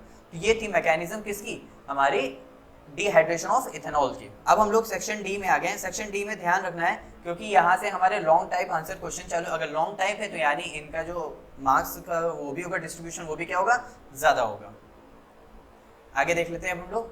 हाँ, द हाफ लाइफ पीरियड हमको T हाफ दे रखा है ना, यानी T हाफ इस तरह दे रखा हुआ है। ठीक है, अब एक बात, अगर T हाफ दे रखा है और यहाँ से हम लोग को ईयर्स पूछ रहा है, यानी क्या पूछ रहा है, क्या दे रखा हुआ है हमको, T हाफ इतना रेडियो एक्टिव है 14 कार्बन इतने ईयर्स में, यानी अब मैं K का अगर फॉर्मूला लिखूं तो 0.693 T हाफ का फॉर्मूला मैंने लिख दिया। अब T हाफ की वैल्यू हमको दे रखी, तो K is equal to 0.693 upon में कितना है 5730, जैसे कि देखें यहाँ पे इस सॉल्यूशन में। आगे देखें, फिर कह रहा है and ancient piece of wood has only 80%। अब 80% है यानी हमारे पास जो पहले का रहा होगा वो 100% रहा होगा और फिर हमारे पास क्या हो गया, कितना हो गया फाइनल इसका 80% हो गया। अब अगर 100/80 मैं करता हूं तो यहां से calculate the activation energy, calculate the activation energy यानी हमसे क्या फाइंड करने को कह रहा है, अच्छा सॉरी पहला वाला, ये एक्टिवेशन एनर्जी वाला तो दूसरा है। Found in calculate the H piece of wood, यानी यहाँ से एक चीज का ध्यान दो, हमें के मिल गया है 0.693 डिवाइडेड बाय 5730, यहाँ से हमको के मिल गया, ठीक है। फिर इसके बाद एक कुछ ध्यान रखते हैं कि t इज इक्वल टू हमारा फॉर्मूला होता है 0.0303 अपॉन में k log initial upon final, clear. अब हमको k भी पता है और ये हमारा है 100 और ये हमारा है 80, तो यहाँ से t कितना आ जाएगा हमारा 18450 ईयर्स। मैंने इसलिए इसका आंसर भी कैलकुलेट कर दिया है ताकि आप लोग इसका सॉल्यूशन इजीली देख पाएं। अब नेक्स्ट क्वेश्चन में क्या कह रहा है, नेक्स्ट क्वेश्चन इस तरह का क्वेश्चन बहुत बार पूछा जा चुका है और मेरे ख्याल से आप लोग को बहुत प्रैक्टिस भी हो गई होगी इस तरह, क्योंकि मैंने इसको बहुत सारे अपने कोचिंग इंस्टीट्यूट्स में हमारे बहुत सारे स्टूडेंट्स में मैंने इसको सॉल्व कराया है, तो सभी से सॉल्व हो जाता है क्योंकि मोस्टली ये बहुत बार पूछा जाता है। इसमें क्या कह रहा है, the rate of most of the reaction becomes double temperature इतने से इतना। अब मैं रेट ऑफ रिएक्शन को डबल कर रहा हूँ यानी हमारा जो K2 है वो कितना बराबर हो गया है, वो लगभग 2 के बराबर हो गया है। अब रेट ऑफ रिएक्शन डबल हो गया तो हमारा पहला क्या रहा होगा 1 रहा होगा, तो हमारा K1 क्या रहा होगा 1 रहा होगा, तो ये रहा 1, यानी इसी तरह रेट ऑफ रिएक्शन क्या होगा डबल, या फिर इसको ऐसे भी लिख सकते हैं K2 is equal to 2K1, वो उसका क्या है, तभी तो कह रहा है rate of reaction become double when temperature is raised from 298 to 300। अब एक्टिवेशन एनर्जी का फॉर्मूला क्या होता है, एक्टिवेशन एनर्जी का हमारा फॉर्मूला होता है log K2 अपॉन K1, जैसे कि यहाँ पे लिखा हुआ है EA अपॉन 2.303R। अब टेम्परेचर या तो आप इस तरह लिख लो 1/T1 माइनस का 1/T2, या तो आप इस तरह लिख सकते हो T1 into T2 upon T2 minus T1, समझ आया T2। कोई भी डाउट है यहाँ तक? अब ये तो हमको वैल्यू 2 दे रखी है तो 2 हो गया log 2, सिंपल। अब log 2 की वैल्यू कितनी होती है, log 2 की, वैसे आप लोग को log 2 की वैल्यू प्रोवाइड कराई जाएगी 0.3010, लेकिन फिर भी अगर मैं कहता हूँ याद कर लोगे तो बहुत अच्छी बात है। तो EA अपॉन 2.303, R की वैल्यू यहाँ पे देखो 8.314, क्योंकि यहाँ पे ATM लीटर पर जूल के उसमें टर्म में ली गई है। अब टेम्परेचर हमको दोनों टेम्परेचर दे रखे हैं, आप यहाँ पे टेम्परेचर की वैल्यू पुट करेंगे और कैलकुलेट EA की वैल्यू इजीली कर सकते हैं। नेक्स्ट क्वेश्चन, क्वेश्चन नंबर 19 है। क्वेश्चन नंबर 19 में क्या कह रहा है, give a reason formaldehyde does not undergoes aldol condensation. Aldol condensation का यहाँ पे क्या मतलब है, देखो फॉर्मेल्डिहाइड जितने भी एल्डोल कंडेंसेशन होते हैं ना उनके पास एक अल्फा हाइड्रोजन मस्ट प्रेजेंट होना चाहिए। अल्फा हाइड्रोजन का मतलब क्या है, जैसे मेरे पास ये कार्बोनिल ग्रुप है, जैसे एल्डिहाइड है, इसको बोलते हैं एसिटाल्डिहाइड। अब जो कार्बन इस कार्बोनिल ग्रुप मतलब जो कार्बोनिल ग्रुप है उससे अटैच वाले कार्बन को बोलते हैं अल्फा कार्बन, और उस कार्बन से अटैच हाइड्रोजन्स को बोलते हैं अल्फा हाइड्रोजन। तो फॉर्मेल्डिहाइड की बात करें तो फॉर्मेल्डिहाइड का स्ट्रक्चर कैसा होता है, इस तरह होता है। तो इसके पास कोई भी अल्फा हाइड्रोजन नहीं है, अल्फा हाइड्रोजन ना होने की वजह से एल्डोल कंडेंसेशन को प्रोसीड नहीं करता और उसके बजाय एसिटाल्डिहाइड हम लोग को एल्डोल कंडेंसेशन देता है। अब chloroacetic acid is stronger acid, क्यों, चलो एक स्ट्रक्चर से देखते हैं। जैसे मेरे पास chloroacetic acid Cl CH3 C double bond OH, ये क्या है chloroacetic acid, acetic acid बनाते हैं CH3 C double bond O OH और ये रहा OH। अब एक बात ध्यान दो, ये पूरा ग्रुप सेम है, ये पूरा ग्रुप सेम है, यहाँ पे बस खाली Cl है और यहाँ पे इसको मैं इस तरह कर देता हूँ CH2 और ये रहा CH2 और ये रहा CH3। वहाँ पे कार्बन की 5 वैलेंसी हो गई थी ना, इस वजह से मैंने वहाँ पे 2 किया। अब यहाँ पे एक बात ध्यान दो, ये ग्रुप और ये ग्रुप दोनों सेम है, सिर्फ अंतर क्या है, एक Cl का और एक H का। जो हमारा H होता है ये हमारा प्लस I इफेक्ट शो करता है और जो हमारा Cl होता है वो हमारा माइनस आई इफेक्ट शो करता है, और स्ट्रॉन्गर एसिड वही सबसे अच्छा होता है जो माइनस आई इफेक्ट को शो करता है। तो इसीलिए हमारा क्लोरो एसिटिक एसिड जो है माइनस आई की वजह से इफेक्ट ज्यादा अच्छा शो करता है और इसीलिए स्ट्रॉन्गर एसिड है। आगे देखें, both aldehyde and ketones undergoes a number of nucleophilic addition reaction. अब न्यूक्लियोफिलिक एडिशन रिएक्शन, यहाँ पे इसका एल्डिहाइड और कीटोन्स का मतलब ये है, यहाँ पे मैं इसको लिख देता हूँ, यहाँ पे जो इसकी वजह से होता है ड्यू टू कार्बोनिल ग्रुप की वजह से, due to C double bond O group की वजह से, क्योंकि यहाँ पे ऑक्सीजन क्या है मोस्ट इलेक्ट्रोनेगेटिव, तो उसके ऊपर क्या आएगा डेल नेगेटिव, कार्बन के ऊपर क्या है डेल पॉजिटिव। तो इलेक्ट्रोनेगेटिविटी डिफरेंस होने की वजह से एक न्यूक्लियोफाइल अटैक भी कर सकता है और एक न्यूक्लियोफाइल निकल भी सकता है। जैसे यहाँ पे एग्जाम्पल के तौर पे देख लेते हैं कि मेरे पास ये RC डबल बॉन्ड OH है सिंपल, और यहाँ पे देख लेते हैं RC डबल बॉन्ड OR है R डैश। यहाँ पे मैंने एक न्यूक्लियोफाइल को अटैक कराया और यहाँ पे मैंने एक न्यूक्लियोफाइल को अटैक कराया। अब यहाँ पे एक चीज का ध्यान दो, अगर ये डेल पॉजिटिव होगा तो ये डेल नेगेटिव, ये रहा डेल पॉजिटिव, ये बॉन्ड इधर ले लेगा तो ये नेगेटिव और ये रहा पॉजिटिव। इसका एक बॉन्ड रिमूव करा दें, यहाँ पे भी एक बॉन्ड हटा देते हैं, ठीक है। अब ये न्यूक्लियोफाइल इजीली यहाँ पे अटैक कर सकता है, ये न्यूक्लियोफाइल इजीली यहाँ पे अटैक कर सकता है, और एक कोई पॉजिटिव चार्ज मान लेते हैं यहाँ पे कोई KOH रहा होगा तो K इजीली यहाँ पे अटैक कर जाएगा, और यहाँ पे भी KOH है तो उसमें से OH का रिमूवल होगा, कैसे ब्रेक होगी K प्लस और OH माइनस। तो OH क्या है एज अ न्यूक्लियोफाइल है, जैसे मान लो मैंने वाटर ले लिया तो H प्लस और OH माइनस है, तो OH माइनस किसके पास जाएगा इसके पास, तो RC यहाँ पे क्या आ जाएगा OH और यहाँ पे क्या आ जाएगा R, और H प्लस किसके पास चला जाएगा उसके पास, तो यहाँ पे आ जाएगा OH। तो वो तो इत्तेफाक की बात है, यहाँ पे डाइऑल बन गया, लेकिन मैं ये कह रहा हूँ कि न्यूक्लियोफाइल दोनों शो करते हैं due to the presence of carbonyl group. ये देखो जैसे कि यहाँ पे देख सकते हैं due to electronegative difference of oxygen carbonyl atom in positive charge in aldehydes and goes under easily nucleophilic addition reaction. अब हम लोग 19 का भी देख लेते हैं। 19 में क्या कह रहा है, an organic compound with molecular formula C7H6O। C7H6O हमारा कौन सा कंपाउंड है, एज अ एल्डिहाइड है। Benzaldehyde is an aromatic aldehyde, it reduce powerful reagent like Tollens reagent to silver, it does not reduce like Fehling's reagent. क्योंकि हमारा benzaldehyde क्या कहते हैं उसको, किसको, फैलिंग सॉल्यूशन यानी Cu2 को क्या नहीं कर पाता, रिड्यूस नहीं कर पाता ड्यू टू, क्योंकि एरोमेटिक एल्डिहाइड फैलिंग टेस्ट देते ही नहीं है। And it undergoes a Cannizzaro reaction. अब देखो कैनिज़ारो रिएक्शन होती क्या है, देखो कैनिज़ारो रिएक्शन का सिर्फ एक टर्म याद रखना, इसको कराना है ऑक्सीडेशन और इसका कराना है रिडक्शन। जब भी एल्डिहाइड का रिडक्शन करते हैं तो हमेशा अल्कोहल मिलता है, जब भी एल्डिहाइड का रिडक्शन करेंगे हमेशा अल्कोहल मिलेगा, जब भी एल्डिहाइड का ऑक्सीडेशन करोगे तो हमेशा कार्बोक्सिलिक एसिड मिलता है। क्या मिलता है, कार्बोक्सिलिक एसिड। तो यहाँ पे होना चाहिए था C6H5COOH, लेकिन यहाँ पे NaOH लिया है तो H प्लस की जगह क्या आ गया है, Na आ गया है, तो यहाँ पे कार्बोक्सिलिक एसिड का क्या हो गया, सॉल्ट हो गया। क्या हो गया, सॉल्ट हो गया। ध्यान रखना हमेशा इस बात का। तो इससे कैनिज़ारो रिएक्शन बहुत ईजी हो जाती है। क्यों, क्योंकि उसका ऑक्सीडेशन करने पे अल्कोहल मिलेगा और रिडक्शन करने पे कार्बोक्सिलिक एसिड मिलेगा। किसमें, कैनिज़ारो रिएक्शन में। ध्यान रखना, ठीक है। आगे देखें, अब क्वेश्चन नंबर 20 में आ गए, बस 20 और 21 दो ही क्वेश्चन बचे हुए हैं। अब कह रहा है मेरे पास 1 मोल आइसोमर है क्रोमियम एक्वा और क्लोराइड का, वो अगर मैं उसको AgNO3 के साथ ट्रीट करा रहा हूं तो उसके 1 मोल जो होगा वो वाइट प्रेसिपिटेट फॉर्म करता है और हमें उस आइसोमर की क्या करनी है, रिएक्शन लिखनी है। चलो देख लेते हैं। देखो पहली बात, वो AgCl के साथ इसका आयनाइज कैसे होगा, CrH2O6।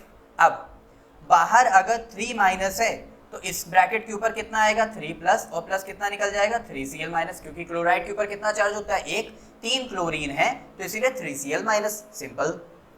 अब इसको मैं अगर AgNO3 के साथ अगर ट्रीट कराता हूं तो मुझे दिखता है कि ये AgCl के साथ मिलके 3 मोल्स ऑफ AgCl को रिमूव कर देगा और 3NO3 रिमूव हो जाएंगे। कोई भी डाउट यहाँ तक, AgCl रिमूव हो गया, NO3 रिमूव हो गया।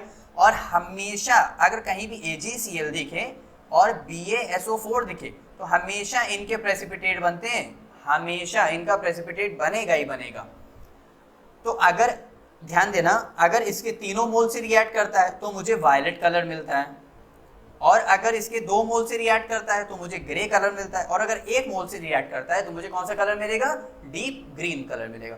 कोई भी डाउट यहाँ तक? नहीं। क्वेश्चन नंबर 2 देखें इसका पार्ट। अ coordination compound show D2sp3, D2sp3 D2sp3 यानी 2 3 और 1 4, यानी 3 3 6, यानी कितना है? 6। और 6 किसके लिए होता है? ऑक्टाहेड्रल के लिए होता है। किसके लिए होता है? ऑक्टाहेड्रल के लिए होता है 6। यहाँ तक क्लियर हो गया हम लोग को, ठीक है। अब हाइब्रिडाइजेशन 6 कौन देगा? हाइब्रिडाइजेशन 6 वही देगा जिसके पास 6 लिगेंड्स होंगे। जैसे एग्जांपल में हम लोग देख लेते हैं। अच्छा, इसकी इन्होंने ज्योमेट्री की भी बात करी है। ज्योमेट्री इसकी कैसी होगी? ऑक्टाहेड्रल होगी। जैसे कि यहाँ पे in the presence of strong field ligand the unpaired electron metal which are pairs up D2sp3 hybridisation. जैसे देखो मैंने कहा था ना, जिसके लिगेंड 6 होंगे, तो यहाँ पे लिगेंड कैसे 6 है? अमोनिया, अमोनिया अमीन। तो यहाँ पे क्या हो गया इसका? NH3, यानी इसका फॉर्मेशन क्या हो गया? D2sp3। अब D2sp3 है तो ये कैसा होगा? हाई स्पिन होगा या लो स्पिन होगा? यहाँ पे क्या कैसा होगा? लो स्पिन कॉम्प्लेक्स होगा। आगे देख लेते हैं क्वेश्चन नंबर 21, और हमारा लास्ट क्वेश्चन है। और बच्चे यहीं तक बहुत सारे मूव कर चुके होंगे, क्योंकि उनका सिलेक्शन होना ही नहीं। तो जिनका सिलेक्शन होना है वही टिके रहेंगे और वही आगे बढ़ेंगे। अगर सिलेक्शन होना है तो अपनी उम्मीदों को आगे बढ़ाए रखना। यहाँ पे देखते हैं। हाँ, इसमें कह रहा है हमें पहले E0 सेल निकालना है और फिर हमें डेल्टा G निकालनी। देखो डेल्टा G का तो सिंपल फॉर्मूला है कि अगर E0 सेल पता चल गया तो आराम से निकल आएगा, माइनस का NF E0 सेल। माइनस का N कितना है? देखो इलेक्ट्रॉन एक्सचेंज कितना है? Zn भी 2+ शो कर रहा है और Sn भी 2+ शो कर रहा है, यानी इलेक्ट्रॉन एक्सचेंज कितना है? 2। फराडे कितना होता है? 96500। अब E सेल निकालना। E सेल कैसे निकालेंगे? यहाँ पे ध्यान दो कि Sn Zn +2 से Zn हो रहा है, इलेक्ट्रॉन का लॉस हो रहा है, मतलब यहाँ पे क्या हो रहा है?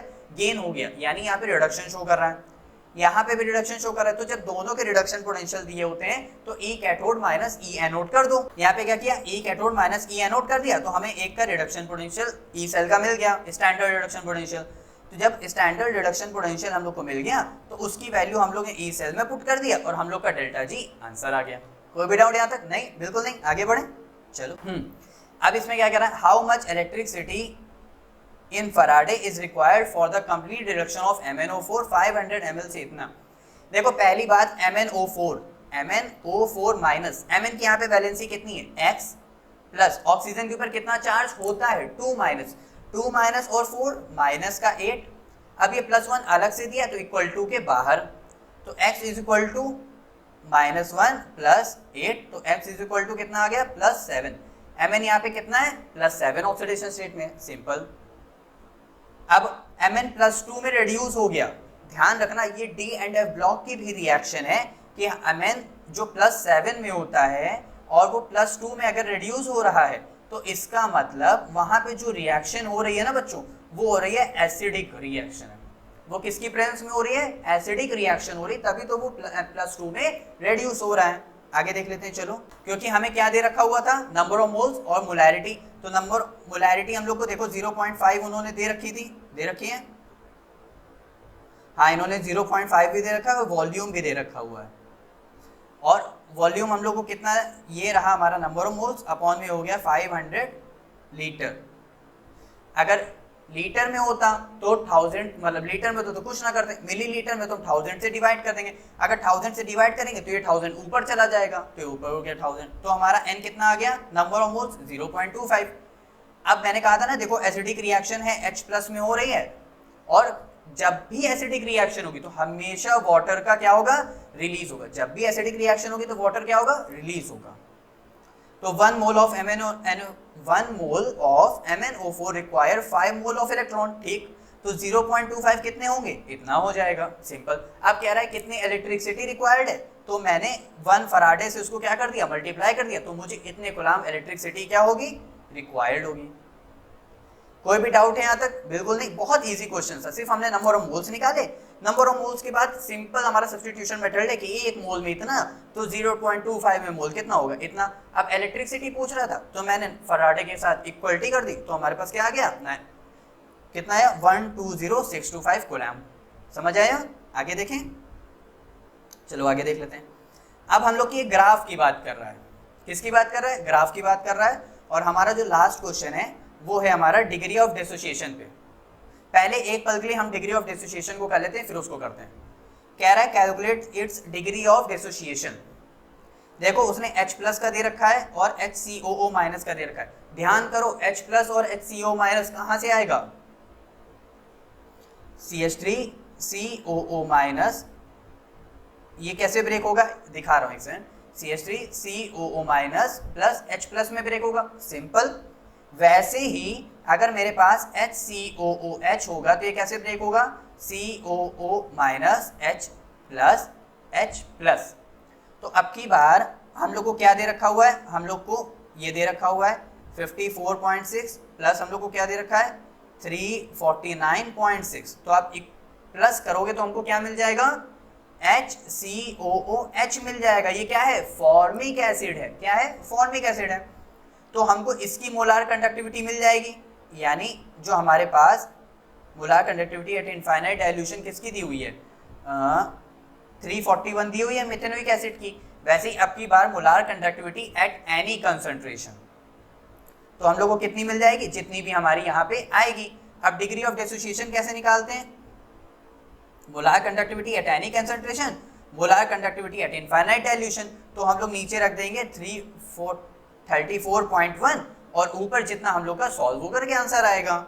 चलो आगे देख लेते हैं, जैसे हम लोग क्वेश्चन में किया हुआ है यहाँ पे। तो देखो इतना आया था, इतना रख दिया और हमारा इतना आंसर आ गया। कोई भी डाउट यहाँ तक? आगे देखें। अब आगे हम लोग को क्या देखना है, आगे हम लोग को इस ग्राफ के बारे में देखना है, the molar conductivity versus concentration. देखो मोलार कंडक्टिविटी क्या होगी, हमारी क्या कहते हैं डाइल्यूशन पे डिपेंड करती है। तो Na2SO4, H2SO4, NH4OH और इसने हमें कर्व इतनी लाइंस दे रखी। इसमें पूछ रहा है कौन सा सबसे ज्यादा होगा। तो ध्यान रखना हमेशा एसिड का कंसंट्रेशन हमेशा ज्यादा होता है, तो H2SO4 का ज्यादा होगा। क्योंकि यहाँ पे क्या है SO4 माइनस और यहाँ पे क्या है H2, तो यानी 2 प्लस यानी प्लस और 2 यानी टोटल कितने नंबर ऑफ आयंस है, 3 नंबर ऑफ आयंस है। अगर यहाँ पे 3 नंबर ऑफ आयंस है तो इसका क्या होगा, कंसंट्रेशन भी ज्यादा होगा। और हमेशा ये देख सकते हो ये फर्स्ट कर्व, सेकंड कर्व और थर्ड कर्व, तो हमेशा लाइंस ये हमारा जो सेकंड कर्व है ये ज्यादा होगा। क्यों, क्योंकि ये H2SO4 का, जैसे हम लोग यहाँ पे देख सकते हैं in any graph of molar conductivity a weak electrolyte gives a curve decreasing graph. भाई वीक इलेक्ट्रोलाइट तो ऑलवेज डिक्रीज होगा, वो अपने आयंस को क्या करेगा, डिसोशिएट करेगा ही नहीं। Gives a and graph straight line हमारा कौन देगा, स्ट्रॉन्ग इलेक्ट्रोलाइट। स्ट्रॉन्ग इलेक्ट्रोलाइट हमारा एक तरह से भाई जैसे हमारा NaCl हो गया, स्ट्रॉन्ग इलेक्ट्रोलाइट आयंस को अपने बहुत तेज कंप्लीटली लूज कर देता है। And the graph of strong electrolyte is always above the graph of the comparatively weaker electrolyte. ये बात तो हम समझते ही हैं। जैसे हमारा graph 3 is curved correspond to the NH4OH weak electrolyte है तो नहीं, और strong acid among 2। Strong acid कौन है, हमारा H2SO4, तो हमारा क्या हो गया, इसका स्ट्रेट कर्व गया, तो जिसकी वजह से ये स्ट्रॉन्ग इलेक्ट्रोलाइट हो गया। तो हम लोग ने पूरा पेपर को बहुत अच्छे से फिनिश कर लिया है। आप लोग अगर IQ क्लास को ज्वाइन करना चाहते हैं तो ये रहा उसका एड्रेस, कल्याण भवन, मैंने इसका मैप भी दे रखा हुआ है। आप IQ क्लास को अच्छे से ज्वाइन कर सकते हैं और पढ़ के हमारे साथ आगे बढ़ सकते हैं। तो हम लोग ने क्लास 12 का स्पेसिमेन पेपर बहुत अच्छे से फिनिश कर दिया है। आप लोग का इतना है कि आप लोग 10 जगह से देखने के बजाय एक जगह से ही 10 बार देखो, जिससे बहुत अच्छे से क्लियरिटी है। मैंने इस पेपर को पूरा सॉल्व भी कराया। आप वीडियो को अच्छे से पॉज करके खुद से भी क्वेश्चन ट्राई करना और डेफिनेटली होगा जरूर, क्योंकि आपके पास सॉल्यूशन भी है और समझाने वाला भी है। मिलते हैं नेक्स्ट वीडियो में नेक्स्ट चैप्टर के साथ। Bye bye.